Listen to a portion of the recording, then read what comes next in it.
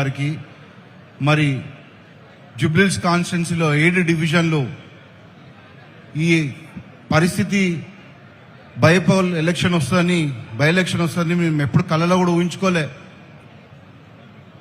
మరి గోపన్న మనలో లేరు, కానీ ఆయన అయితే ఆశయాలునో ముందు తీసుకెళ్ళాలి. మనం ఆయన చాలా మట్టుకి ఎప్పుడు కూడా పబ్లిక్కి సేవ చేసుకుంటున్నారు. నాకు గోపన్నకి నన్ను 2 సార్లు ఓడగొట్టినారు. ప్రతిసారి ఒకటే మాట అంటుండే, నేను పీజీఆర్ కొడుకుని ఓడగొట్టినా నేను అని ఒక డైలాగ్ కొట్టాడు నన్ను కనబడినప్పుడల్లా. నేను చాలా పెద్ద లీడర్, నేను పీజీఆర్ కొడుకుని ఓడగొట్టినాను. మరి మా ఇద్దరికి ఎప్పుడు కూడా ఆయన టీడీపీలో ఉన్నా కూడా బీఆర్ఎస్లో ఉన్నా కూడా కౌంటింగ్ రోజు కూడా మేమిద్దరం ఉన్నా కూర్చొని టిఫిన్ చేసి నీకింత వచ్చింది నాకింత వచ్చిందని ఒక్కొక్కరు. మా ఇద్దరికి ఎప్పుడు కూడా ఆయన టీడీపీలో ఉన్నా కూడా బీఆర్ఎస్లో ఉన్నా కూడా కౌంటింగ్ రోజు కూడా మేమిద్దరం ఉన్నా కూర్చొని టిఫిన్ చేసి నీకింత వచ్చింది నాకింత వచ్చిందని ఒక్కొక్క రౌండ్కి జోకులు వేసుకుంటాం, మాట్లాడినాం, కానీ ఎప్పుడు వ్యతిరేకత మేము చేసుకోలేదు. గోపన్న సెకండ్ టైం ఎమ్మెల్యే ఇప్పుడు ఈ ఎస్పీఆర్ హిల్స్ మా తాతయ్య నానమ్మ పేరు మీద ఉన్న బస్తీ ఇది. ఇక్కడ ఒక రిజర్వాయర్ ఉండే, నేను ఎమ్మెల్యే ఉన్నప్పుడు 1,50,00,000 నేను ఆ రిజర్వాయర్ శాంక్షన్ చేసి పెట్టిండే. అనుకోకుండా అప్పుడు కిరణ్ కుమార్ గవర్నమెంట్ కొన్ని కారణాల వల్ల ఆగిపోయిండే. గోపన్న సెకండ్ టైం ఎమ్మెల్యే ఆ 1,50,00,000 రిజర్వాయర్ని 4 crores పెట్టి ఆ రిజర్వాయర్ చేయించినారు. మరి ఆయన పేరు పెట్టాలని నేను గతంలో కూడా తలసాని శ్రీనివాస్ యాదవ్ గారికి కూడా చెప్పడం జరిగింది, యూసుఫ్ కూడా సంతాప సభలో. ఆ ఒక రిజర్వాయర్ పేరు గోపన్న పేరు పెట్టాలి. మరి ఈరోజు కాంగ్రెస్ పార్టీ ఎట్లయిపోయిందంటే ఆ ఇందిరా కాంగ్రెస్ కాదు, ఇప్పుడు party ticket for sale party అయిపోయింది. ఈ యొక్క కాంగ్రెస్ పార్టీ మా బ్లడ్, మా ఫాదరు, మేము, మా తాతలంతా కాంగ్రెస్ అన్నాం.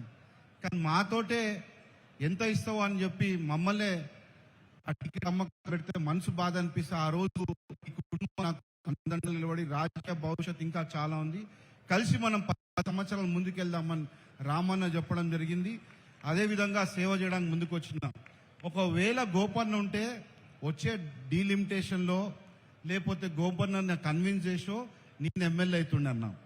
కానీ ఆ 3 years మాత్రం గ్యాప్ ఉన్నప్పుడు తప్పకుండా అది ఆ పెయిన్ ఏందో నాకు తెలుసు, ఆ బాధ ఏందో నాకు తెలుసు.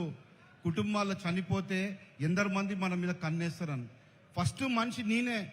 అమ్మా నీకున్నా నేను అండదండగా నేను ఉంటా, నువ్వేం టెన్షన్ పడకు, ఎవరు ఏమేదన్నా అని మొదటి సంతాప సభ షేక్పేటలో జరిగింది. ఆ రోజు అన్న గోపన్న కా దుష్మన్ ఓ మేరా దుష్మన్, అప్నా దుష్మన్. కాబట్టి ఇప్పుడు మీకు ఇక్కడ జానకమ్మ తోట ఎవరెవరు తెలుసు అన్న? యూసుఫ్ కూడా జానకమ్మ తోట చేతులెత్తండి. ఈ ఆ జానకమ్మ తోట గురించి ఈ కాంగ్రెస్ టికెట్ పోయింది. రేపు కాంగ్రెస్ వస్తే అక్కడ జానకమ్మ తోట అనేది ఉండనే ఉండదు. మనకి రామరాజ్యం కావాలా లేకపోతే రావణ రాజ్యం కావాలా కోరుకోవాలి? రామరాజ్యమే కావాలని రామన్న కోరుతున్నాను. మనమందరం ఏ కాంగ్రెస్ ఆల్రెడీ అయిపోయింది ఇక్కడ జూబ్లీహిల్స్ కాన్స్టిట్యున్సీలో, మళ్ళీ చెప్తున్నా, నేనుంత కాలం ఇక్కడ కాంగ్రెస్ జెండా అని ఎగరనీయకుండా చేస్తా తప్పకుండా. మరి గోపన్న కూతురుంది అక్షరామ్మ, ఆ పాపకు కూడా ఎప్పుడు ఒక వాళ్ళ బాబాయ్ లాగా అన్ని విధాలుగా నేను అండదండగా ఉంటా అని కోరుకుంటూ, రాబోయే రోజుల్లో సునీతమ్మకు కూడా నేను వాళ్ళ పిల్లోడు అనుకోండి, కొడుకు అనుకోండి, లేకపోతే తమ్ముడు అనుకోండి,